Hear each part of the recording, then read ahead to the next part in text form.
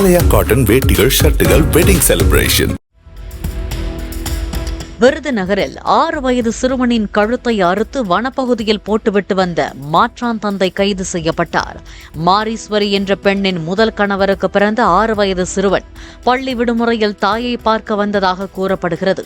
அவனை மாரீஸ்வரியின் 2வது கணவர் செல்வம் பந்தேனந்தல் அருகே காட்டுப்பகுதிக்கு கூட்டிச் சென்று கழுத்தை அறுத்து சத்தமிடக்கூடாது என்பதற்காக வாயில் பேனாவால் குத்தி போட்டுவிட்டு ஊர் திரும்பியதாக தெரிகிறது.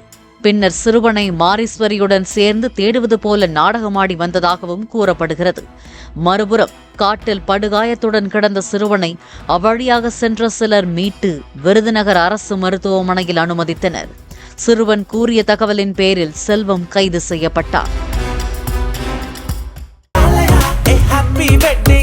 ஆலயா காட்டன் வேட்டிகள் ஷர்ட்டுகள் வெட்டிங் செலிப்ரேஷன்.